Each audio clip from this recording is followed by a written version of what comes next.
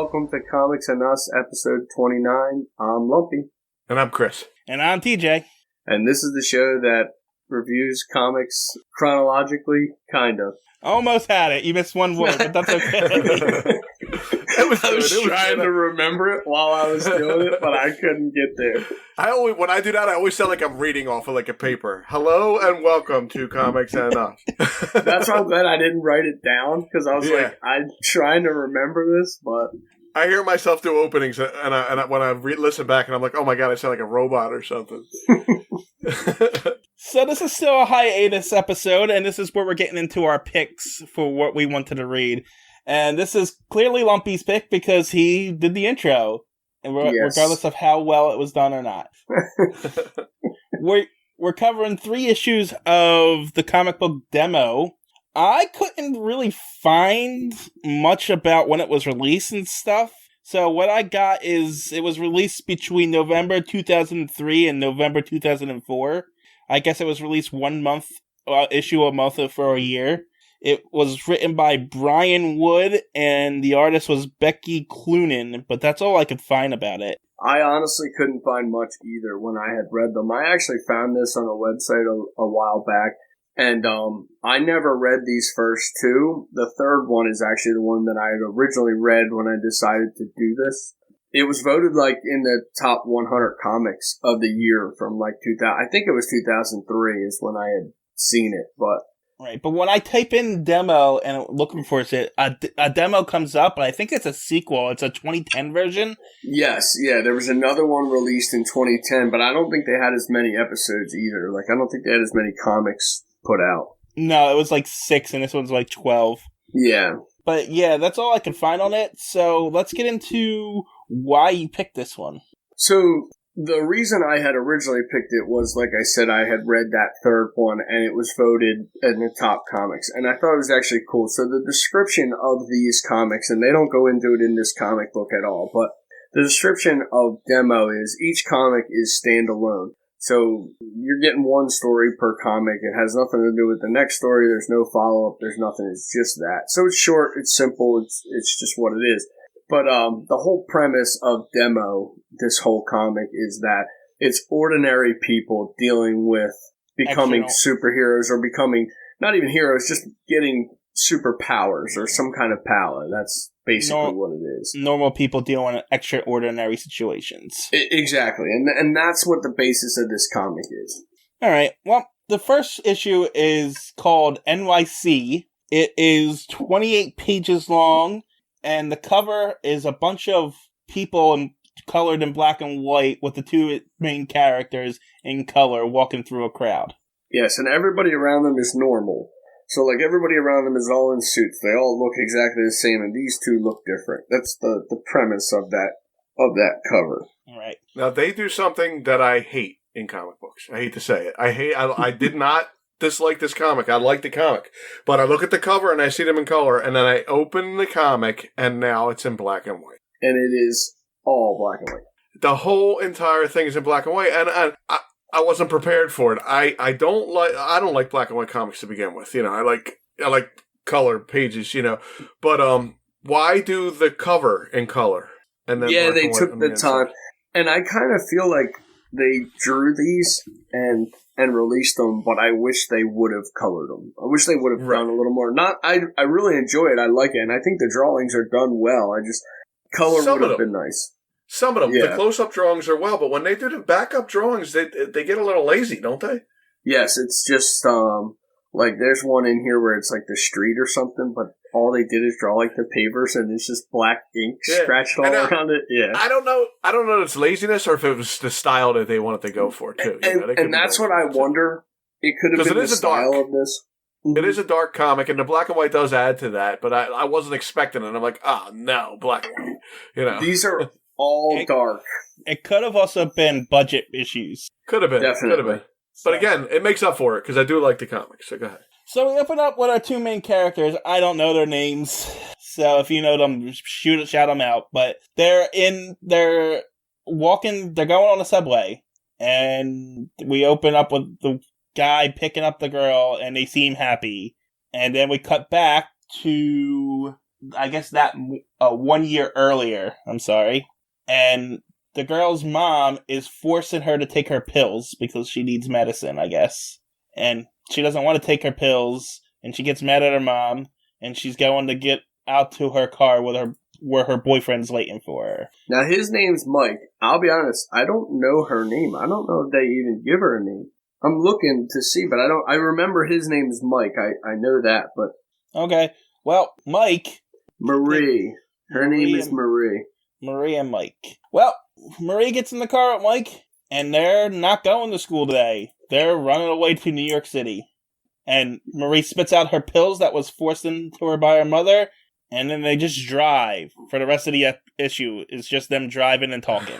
I mean, they do get out eventually. Yeah, they get out. As the issue proceeds, the girl's getting sicker and sicker. She, throws up. They have to stop at a gas food place. Mart, and she throws up for, 15 minutes. Yeah. Blood and everything. Right. Yeah. The doctors gave her these hyped up mood enhancers or whatever to keep her leveled, I guess. Yeah, mood stabilizers. But they don't know what's wrong with her. But so we keep driving. We're dealing with her being sick. It's getting worse. And then finally it comes out, and I guess psychic energy explodes from her, and it destroys Mike's car. But, yes. When she starts to get sick, she does tell him first that she got mad one time and stuff started flying around the room.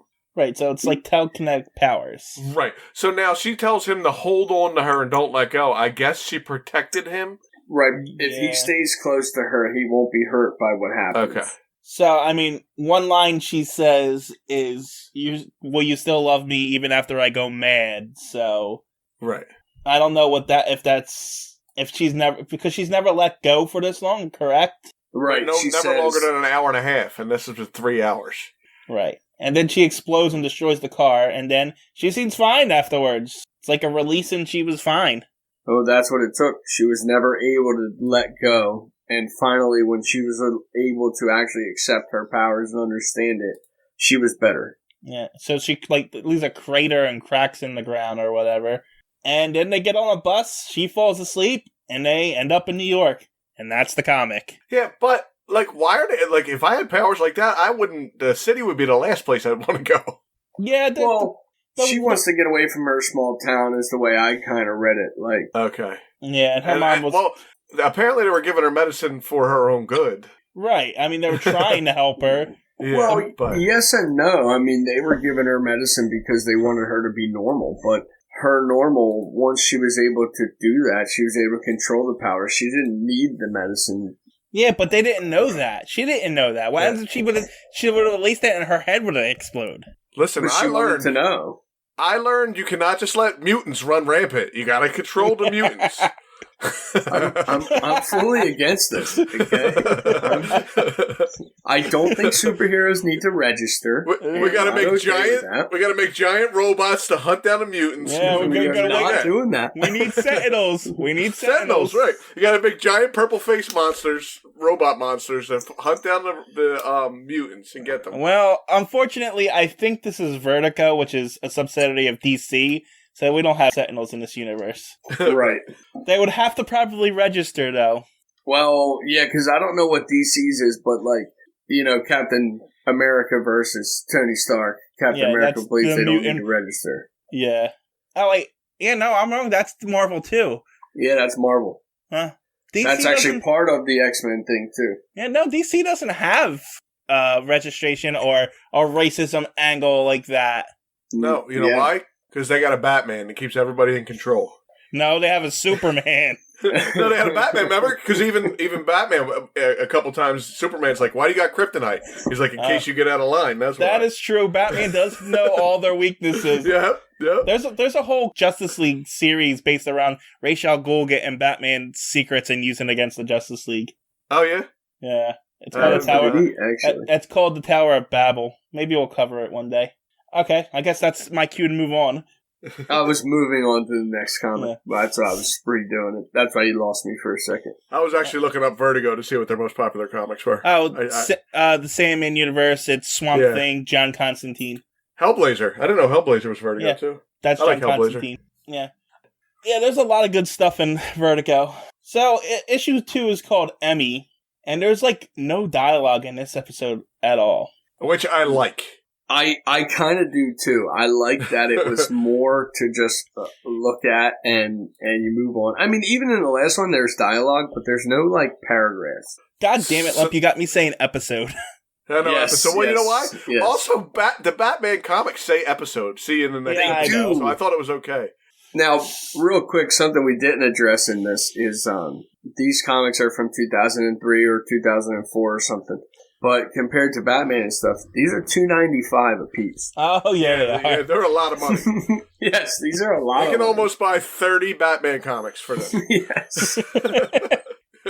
Oh, man. So, this girl is the Pink Man from Jessica Jones. But yes, basically. The Purple Man, I'm sorry. The Purple Man. Yeah, absolutely. That's her power in this. And she doesn't talk, and we open up just on a desert road, and this girl looking at the sun. She works as a gas attendant. So, like, how old is she? That's what I was thinking. Well, there's that, but this is a full-service gas station. The only 2 states that I know of that has full-service gas is New Jersey and Washington State. So, are we in New Jersey or Washington? But those 2 states don't have the deserts like this is portraying.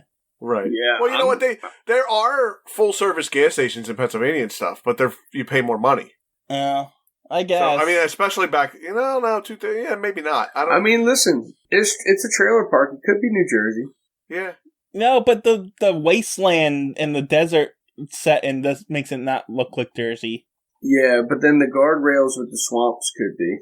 Whatever. Anyway, this girl works at a gas station, and it looks like her bosses are a jerk as they throw stuff at her. Yeah, they kind of chuck stuff at her. And they're drinking beer.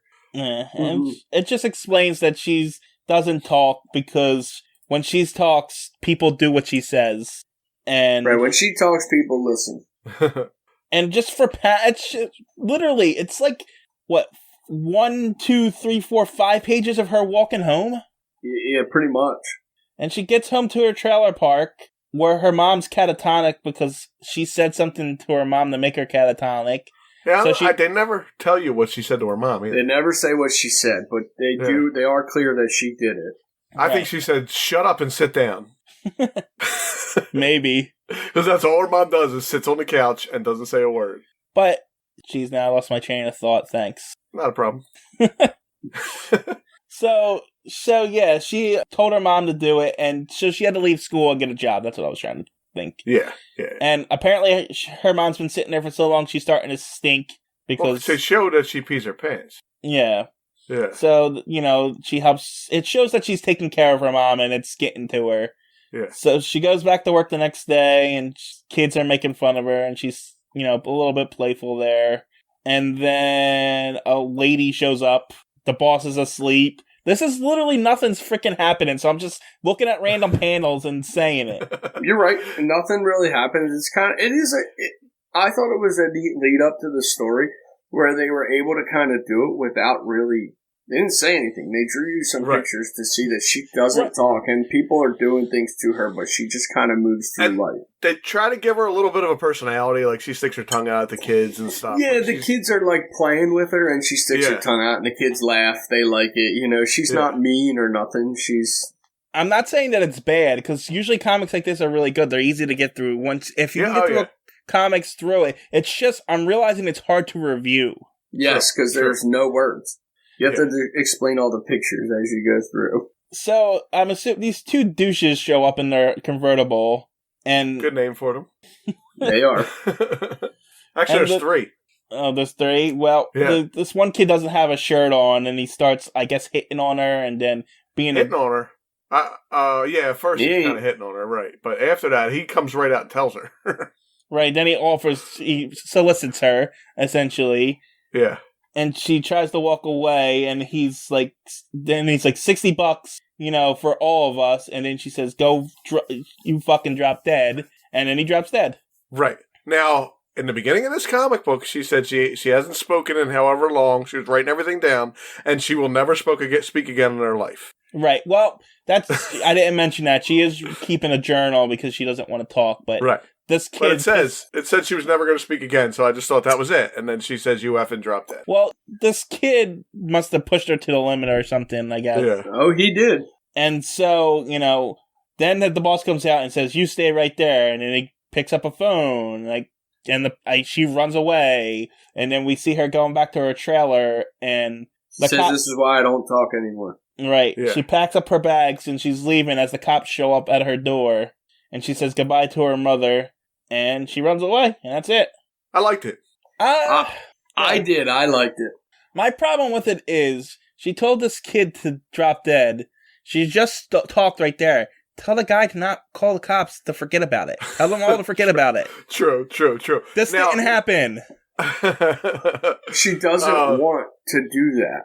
I get it, but now she's a runaway from murder. Yeah, right. Well, but she runs with right. goodbye to her mom, and then what? She just leaves at the back door and goes? Well, she climbs out the back window.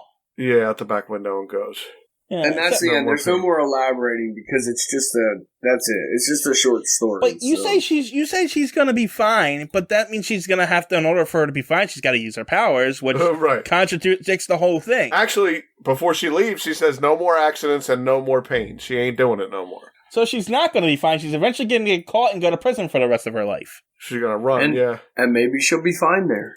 Yeah, but, are they even going to believe that's how she killed somebody by telling them to drop dead? Well, that's true. They don't have proof. They probably can't get her. All they saw was her yell at them, unless they know this is a world with powers. Plus, she ran into, a swampland, so...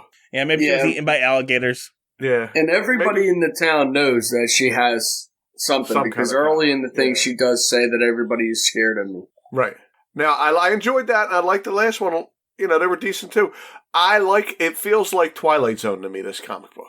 Yes, I think that was kind of the feel that I got out of it, where it was like, it's neat. It's a one story, one off, done. They tell you a little bit. It's kind of, up stories, and then they move on. I didn't mention the cover in the last issue. It's just the girl standing in front of a gas station. Yeah. And she's in color. Yeah, she's very much in color. Mm-hmm. The covers look great. The covers really look good. They do, actually. They do a really good job. I like the drawings in the comic too. I do too. Like I said, I usually don't, and I didn't expect it. But they get actually the first. They're a little. I don't want to say lazy because it's not bad, but they're a little underdrawn. Should say maybe. Yeah, and maybe that's the feel they're going for. They're just going for throw it out there. It's punky. Yeah, yeah. Kind of emo, a little emo. Yes, exactly. And that's where I kind of so I thought back to me in high school in 2003, and I'm assuming that was probably the style of the time, Right. That's what they're going for. The emo. The emo. That last issue was also 37 pages, by the way. I didn't mention that either. Well, guess what? 37 pages, if you're going to do it that way without putting 75 paragraphs of dialogue in there, they go through pretty good. I like it. They do. They move quick. Yeah. Unlike this next one, which is also 37 pages, and there's nothing but talking. There is a lot of dialogue in this. This is the one that was voted in the top 100. This was the original one that I had read that got me reading these demo comics, these ones. Alright, well, so this one's called Bad Blood, and it just has a picture of a girl smoking a cigarette inside of a car. Yeah. Yes. And we open up at a funeral. A daughter and her half-brother are at their father's funeral, and they're the only two that showed up. And they just get to talking about, how they haven't seen each other, how she's been in boarding school for most of her life since her mom died. Yeah, she was sent away so that she wasn't there with the family. And she's upset that she missed out on that with the family, but she's glad because her dad was an asshole. Right. And she didn't seem to care that he was dead at all, so. Well, neither did the brother, but that's for a reason, too, though. True. So, the two get in a car, and the rest of the comic is them driving in the car and talking. This is what we do, we drive and talk. Just driving and talking, and how their family is shit, how... their dad was shit, and how, they're shitty people. Yep. And it gets to a point where the brother's like, yeah, you're one of us, you're one of the family, so I can tell you the family secret. And then he crashes his car into a tree, and a tree branch goes through the girl's chest, and apparently this family cannot die. They don't die. Now let's go home and see Dad, because he's not dead. We bury people for tax purposes. Before they get to that, when they stop in the little town where they're looking around at their stuff, their names are in the concrete, and it looks like a pentagram. Well, and they said they drew it when they were kids. Right. It's just them catching up, and then the twist at the end. That's all it is. Yeah. I mean, the dialogue is not bad, and it's written very well. It's just nothing. There's nothing happening. Nothing at all. Yeah, because it's a Twilight Zone episode. You got to catch that hook at the end. That's why. And I mean, I thought the hook at the end was great because I did not. That was not where I expected that to go at all. Then it ties everything together because I feel like they knew the son couldn't die, but they weren't sure about the daughter, so they sent her off to boarding school because these two do whatever they want. You know, they can do whatever they want because they can't die, and they're afraid of her dying. But then she goes back and finds out she's one of them anyway. Yeah, I don't know. I didn't see the twist coming, but I wasn't entirely shocked by it either. No, I wouldn't say I was shocked. Well, there had to be something. Right, something was going on. Yeah. I thought it was a cool ending, though, where it was just like, that's it. They crashed, They can't die, let's go see Dad. Yeah, he's not dead. He just, for tax purposes and insurance purposes, he fakes his death. Every couple of years. And then what? I guess they moved to another town and do it all over again? I don't know. The cops find their car and trying to investigate what happened. Yeah, I don't know. I have no idea. They don't explain anything. Not That's supposed to be, yeah. They're not bad. And they're just... It kind of leaves you wanting more of the stories that are happening. Yeah. But at the same time, not really either. Yeah, I think that's what I liked about it was you could read them, and yeah, you might want more, but you're not getting more, so that's it. And it was okay to end. Like, that's all. I like this about a comic book and even about a movie. Punch in, punch out. That's it. Get it in, get it out, and you get the story in, and that's it. Done. They're really short. I think they're really well written. I personally like them a lot. I thought they were interesting to read into and review, so. They're not short, but... Well, they're not short in page length, but... Their dialogue is short. They're easy to read. They are easy to read. Yeah. I mean, a 37-page comic is long for... Well, we just did over 100 pages of comic for that. Yeah. And it's a 25-minute episode. Sometimes we do a 13-page Batman comic and we can't get out in 25 minutes. So. Yes. So that's how short they are. But is that because they're good reads or there's just nothing to talk about? I don't know. I mean, there's not really much to talk about because the comics are cut and dry. There's not really... Right, but it's good for a one-time read, but it's not like lasting an impression either, though. Well, and that's kind of what I liked about it, that it was more of a one-time read. I'm not going looking for any of these. I'm okay with it. It was neat to read one time, and that's basically it. Right. That's probably why it only lasted 12 episodes. I may go through and read the rest of them. I may. I will. I don't think I will. No. Well, and again, it's not for, you know what I mean? It's not... Well, they don't grab you that way, to be like, oh, I need to know what's happening next. I just feel like it's wasting my time when I could be reading something else with a story. Yeah, well, I like the little stories sometimes. Yeah, but the story's been told better in better comics too. I don't know. I thought it was a nice vacation from what we've been doing. Oh yeah, yeah. I can agree with that. For the show, yeah, this is a nice little break. It was a nice, short, easy easy read. Right. No doubt about it. But if we were just reading these on our own and not reviewing things, yeah, and I kind of liked it. That's like I said, I read that number 3 before, and I liked it, and I remembered it the other day. I was like, you know what? Let's just do this, and then I read the 2, and I'm glad that I did, and I probably will read the next 6. Or 9 or whatever's left. All right. Well, I guess that's all we have on that one, right? Yeah, that's it. That's it. So, Uncle Chris, what kind of joke you have for us? I got a Twilight Zone joke. You ready? Yes. I thought I was going to catch you unprepared. Why should you always carry toilet paper into the Twilight Zone? Why? Do. I like it. That one was a little too clever for your joke. Even TJ chuckled on that. Yeah, I got a little chuckle on TJ. We don't get that much. Yeah. Well, that one was actually kind of decent. Yeah, I liked it. It was good. All right. I think that's it. That's it. Bye. Bye. See ya.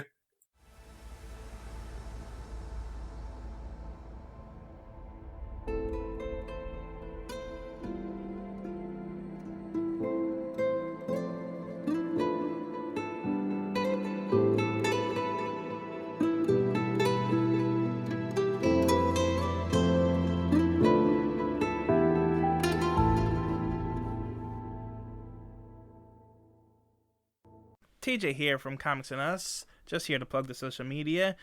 Check us out on Twitter. Our handle is @EveryTNUs because someone took everything and us. But the name of the Twitter page is Everything and Us Podcast.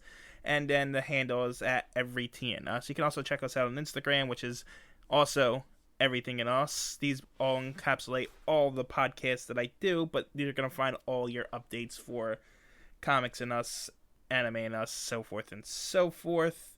You can also contact us right now at everythinginUspodcasts@gmail.com. Still working on the website. And until then, that's where you can get a hold of us. That's all.